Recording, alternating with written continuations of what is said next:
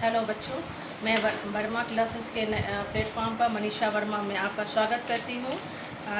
Radiance के book के साथ चैप्टर 13 रनिंग थ्रू द रैन। ये हालांकि ये जो लेसन है इंग्लिश जो हमारी मदर टंग है, ये सुनने में लगता है कि काफ़ी भारी है, लेकिन अगर हम इजी और ऐसे फ़न वे में पढ़ें तो ये काफ़ी इंटरेस्टिंग सब्जेक्ट है। और मैं बहुत अच्छे ढंग से रनिंग थ्रू द रन आपको पढ़ाई हूँ। फिर मैं कुछ बच्चों के साथ इसका रिहर्सल करूँगी और रिपीट कराऊँगी ताकि इस लेसन को आप अच्छे से समझ सकें। टीवीटी के मंच पर मैं मनीषा वर्मा एक बार फिर से आप समूह शिक्षकों का स्वागत करती हूँ। हेलो बच्चों, आप लोग कैसे हो? मैं उम्मीद करती हूँ कि आप लोग stay safe and stay home होंगे। और मैं फिर से रेडियंस के बुक के साथ आपके सामने उपस्थित हुई हूँ। रनिंग थ्रू द रैन, इसी को मैं फिर से आपके समक्ष पढ़ाऊँगी ताकि इस सब्जेक्ट मैटर को आप अच्छे ढंग से आप समझ सकें। रनिंग थ्रू द रैन ये अपने आप में बहुत अच्छा कहिए, इसका कि टाइटल जो है बहुत ही अच्छा है। और रैन सुन के ही एक अच्छी उत्साह बच्चों के बीच आ जाती हैं। बारिश में खेलना किसी अच्छा नहीं लगता है, और ख़ासकर बच्चों को तो और भी पसंद है। तो रनिंग थ्रू द रन मैं फिर बच्चों के साथ ही रिहर्सल करवाऊंगी, प्रैक्टिस करवाऊंगी बच्चों के साथ पोएम को, ताकि आप इसका प्रोनाउंसिएशन करना भी अच्छी तरह से सीखें। प्रोनाउंसिएशन के साथ साथ इसका हिंदी वर्ड्स भी आपको मैं बताऊँगी ताकि ये पोएम आप अच्छे से समझें। हर वर्ड को मैं क्लियरिफाई करूँगी कि ताकि कोई भी डाउट्स आपके साथ नहीं रहे। Now I start my class. Please join to me. Okay? Are you ready? Hi Ahan, how are you? Ma'am, I am fine. Yes. You are interested to reading English? Yes, ma'am. Okay, very nice. Now I ask you some question. Can you answer me? Yes, ma'am. Then say me, how do you feel when it rains? Ma'am, everywhere is mud and everywhere look like greener and greener. Very good. जब बारिश होती है तो आप कैसा feel करते हो? Ma'am, बहुत अच्छा। क्यों बारिश में अच्छा फील क्यों करते हो? मैम, क्योंकि वहाँ का जो हरियाली होता है वो मेरे दिल को छूता है। माने कि आपको वहाँ का ग्रीनरी लुक बहुत अच्छा लगता है? अच्छा, ठीक है। अच्छा ये बताइए, जब बारिश होती है तो आपके आस पड़ोस कैसा, मतलब आप जहाँ रहते हो वहाँ कैसा हो जाता है बारिश के पानी से? मैम, मडी एरिया बन जाता है। मडी एरिया बन जाता है। और पेड़ पौधा भी ग्रीनी लुक आपको अच्छा नहीं लगता? बहुत अच्छा लगता है ना। अब चलिए और भी चीज़ हम लोग पढ़ेंगे इस पोएम के साथ। क्या आप मेरे साथ क्लास ज्वाइन करना पसंद करोगे? Yes ma'am. ठीक है, तो मैं एक लाइन बोलूँगी, आप पीछे से बोलिएगा। Okay ma'am. और इस बीच में अगर कहीं भी डॉट हो तो as a student, as a children, you may ask me question. Okay? Okay ma'am. Now say running through the rain. Running through the rain. Some are fond of sunshine. Some are fond of sunshine. Well, so am I. Well, so am I. तो कहता है इसमें जो है कुछ जो है sunshine यानी कि धूप को पसंद करते हैं। ठीक है, मैं भी पसंद करता हूँ, but I like the rain too, लेकिन मैं बारिश को भी पसंद करता हूँ। Falling from the sky. Falling from the sky. From when merry April. From when merry April. Trips over hill and plain. Trips over hill and plain. Isn't it delightful? Isn't it delightful? Running through the rain.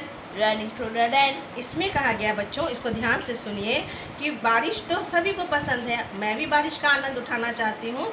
जब Mary अप्रैल यानी कि सुहावना अप्रैल का मौसम आता है और आसमान से जो बारिश की बूंदें कहाँ गिरती है? हिल और प्लेन। हिल का मतलब आप समझते हो? Yes ma'am. क्या होता है हिल का स्थल? नहीं, पहाड़ होता है। हिल का मतलब क्या होता है? पहाड़। और प्लेन का मतलब होता है समतल। ओके? अच्छा, हम लोग जिस एरिया में रहते हैं उसको कौन सा एरिया कहते हैं? Plain area. क्योंकि हम लोग समतल भूमि में रहते हैं ना। तो जब बारिश की बूंदें पहाड़ पर समतल एरिया में गिरती है तो वो क्या देखने में अच्छी नहीं लगती? मैम, लगती है ना। तो कहता है इज़न्ट इट डिलाइटफुल, क्या ये आनंददायक नहीं है? रनिंग थ्रू द रैन, और ऐसे में बारिश में दौड़ना, है ना, अच्छा लगता है ना। Now second stanza. Brighted eyed little blossom. Brighted eye मतलब चमकीली आंखें और छोटी छोटी कलियां। Growing by the way, look up look up as we pass them, मतलब जब देखोगे पहाड़ी पर जो होती है साइड में छोटे छोटे कलियां निकली रहती हैं, ठीक है।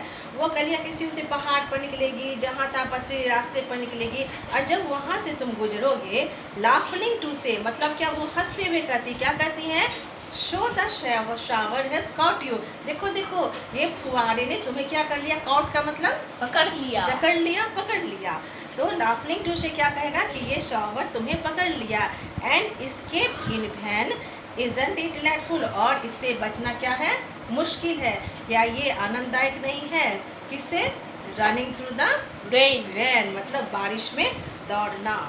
Pitter patter softly drips the drop around while a peeping sunbeam gills the scented ground। अब कहता है पीटर पैटर, बारिश की बूंदे कभी सुने हैं आप?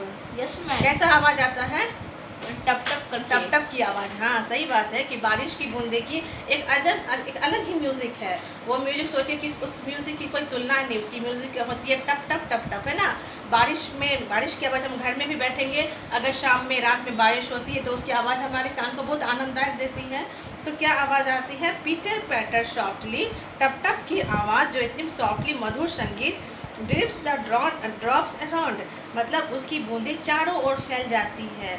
While a peeping sunbeam glints the scented ground, और इस बीच में सूर्य की किरणें जो झांकते हुए क्या होती है, सुगंधित जमीन पर सोने की परत चढ़ा देती है, ठीक।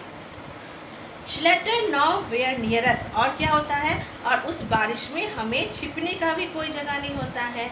Yet we do not complain, लेकिन फिर भी हम किसी से शिकायत करते हैं? No ma'am. अगर आप कहीं रास्ते में जा रहे हो, बारिश आ जा रही हो और आप भीग रहे हो, लेकिन कहीं छिपने की शिकायत है, क्या आप मामा को शिकायत करोगे? No ma'am. किसी को नहीं ना, क्योंकि बारिश में भीगना अच्छा है। बारिश थोड़ी तो हो रही है, क्योंकि अगर छिपने का जगह नहीं तो मेरी थोड़ी ना गलती है, नहीं ना गलती, उसको हम इंजॉय करते हैं। Yet we do not complain, यानी कि हम इसकी किसी से शिकायत नहीं करते। फॉर इट्स सो डिलाइटफुल, और ये क्या डिलाइटफुल, आनंददायक नहीं है। रनिंग थ्रू द रेन, माने कि क्या ये आनंददायक नहीं है, किसके लिए आनंददायक नहीं है, क्या आनंददायक नहीं है बताइए? रनिंग थ्रू द रेन मतलब बारिश में चलना या दौड़ना। बारिश में दौड़ना, रनिंग का मतलब दौड़ना, वॉकिंग हमने नहीं कहा, क्या कहा है, रनिंग, यानी कि दौड़ना। और इस पोयम को किसने लिखा है? जॉन ली ने। इस पोयम को लिखने वाले पोएट का नाम क्या नाम है? John Lee. Very good. अब आ जाइए यहाँ के हार्ड वर्ड्स पर। हाँ, कुछ हार्ड वर्ड्स मैंने लिखा है जो इस पोयम में बार बार आया है। जैसे फाउंड ऑफ का मतलब होता है शौकीन। मैरी अप्रैल यानी खुशनुमा अप्रैल, हमने बोला खुशी वाली अप्रैल। मैरी का मतलब होता है खुश। ट्रिप्स ऑफर यानी कि आवाज़, ऊपर से जो आवाज़ आती है। हिल मतलब पहाड़ी। प्लेन मतलब मैदान। ब्राइट आइड मतलब चमकीली आंखें। डिलाइटेड आनंददायी। ब्लॉसम का मतलब फूल खिलते, छोटी छोटी कलियाँ खिलती है। लाफली का मतलब हंसते हुए। शॉवर का मतलब वर्षा की फुहारे। वैन मतलब बेकार। स्केप का मतलब भागना। पीटर पैटर का मतलब टप टप की आवाज। पीपिंग मतलब झांकते हुए। ठीक है बच्चों, इसको आप ले लीजिएगा स्क्रीनशॉट, ताकि इसको आप बाद में भी इसे अच्छे ढंग से पढ़ सकते हैं। अच्छा बच्चों, अब बताइए, इस पोयम में आपने हमसे पूछा कि मैडम डंट का मतलब क्या होता है, इजंट का मतलब आपने बोला ये तो यहाँ लिखा हुआ नहीं है। जैसे कि आप यहाँ देख रहे हो, जैसे कि हमने यहाँ देखा इजंट, यहाँ इजंट लिखा हुआ है। तो इजंट ये बच्चे हमसे पूछ रहे हैं मैम यहाँ पर तो नॉट नहीं लगा हुआ है, देख लीजिए यहाँ पर तो यहाँ पर नॉट नहीं लगा हुआ है, लेकिन आपने यहाँ क्यों बोला इज़ नॉट आप क्यों बोल रही हैं? इजंट मतलब इसका मतलब क्या हुआ? तो ये एक्टिविटीज़ है, इसको हम लोग ग्रामेटिकल रूप में समझेंगे। जैसे कि इस चीज़ को हम लोग बोलते हैं कनेक्टेड फॉर्म। क्या बोलते हैं? Connected form. Sometimes two words are joint together, कभी कभी दो वर्ड जो होता है, जैसे कि इज नॉट हो ना, तो इज भी हुआ, नॉट भी हुआ। देन समटाइम कभी कभी होता है दो वर्ड जो ज्वाइन, एक दूसरे को ज्वाइन कर लेता है, लेकिन एक शब्द बन जाता है, जैसे इज और नॉट, दो शब्द हुआ। Yes ma'am. दो शब्द हुआ, लेकिन अगर हम बोलेंगे दो शब्द को मिला के तो क्या हो जाएगा? इजंट। इसी तरह हम लोग बोलेंगे डज प्लस नॉट, क्या हो गया? डजंट। ये हो गया क्या? एक शब्द, लेकिन दो शब्द आया डज और एक शब्द आया डज और दूसरा शब्द नॉट, लेकिन दोनों को मिला दिया तो क्या हो गया, डज नॉट। इसी प्रकार इज प्लस नॉट क्या हो गया, is not. Was plus not क्या हो गया, क्या हो गया, was plus not, was not, was not, wasn't. Are plus not क्या हो गया, Aren't. Very nice. Were plus not क्या हो गया, weren't. Very good. Such contact words are used in spoken English. अच्छा ठीक है, ये तो समझ गए। अब उठिए, अब हमको बताइए कि यहाँ जो है डू प्लस नॉट,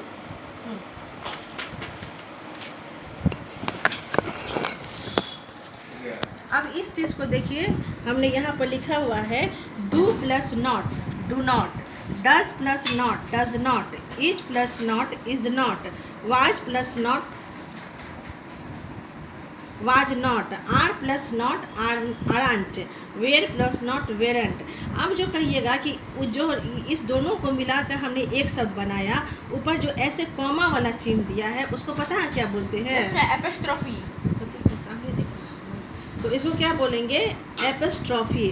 जब दो वर्ड को मिलाकर हम एक सिंगल वर्ड बनाते हैं तो उस चीज़ को इंडिकेट हम करने के लिए ऊपर में एपिस्ट्रॉफी का प्रयोग करते हैं, तब जाके वो मेरा शब्द बनता है। ठीक है, आज हमने ग्रामेटिकल में इस वर्ड को सीखा और इस वर्ड को हम लोग कहते हैं कनेक्टेड फॉर्म। क्या कहते हैं, कनेक्टेड फॉर्म। अब आपका काम रहेगा कि आप पोयम में से दो शब्द के बारे में बताइए जो कनेक्टेड फॉर्म के रूप में है। तो हम देखेंगे, इसमें है पहला वर्ड जो है मेरा, पहला आया हुआ है इजंट, है ना। ये भी ये दो इज और नॉट को जोड़कर इजंट बना है। और दूसरा आया है इट्स, इट इज़। तो इट इज़ को जोड़ के, इट प्लस इज को मिलाकर इट इज़, इट्स का प्रयोग किया गया है। और इसको किस ढंग से इंडिकेट किया गया है, ऊपर एपिस्ट्रॉफी के रूप से, समझे। इसी को हम लोग कनेक्टेड फ्रेज बोलते हैं। ठीक, और भी आप लोग कुछ वर्ड्स को बनाइए और किस किस वर्ड में एपिस्ट्रॉफी लगता है, दो वर्ड को जोड़ के एक वर्ड बना के एपिस्ट्रॉफी का प्रयोग करिए। और इस बीच में अगर कुछ डाउट हो तो उसको भी बताइए, उसे कमेंट करिए। आज का क्लास में ही करती हूँ, नेक्स्ट में फिर मैं ग्रामर लेके ही आऊँगी। तब तक के लिए थैंक यू।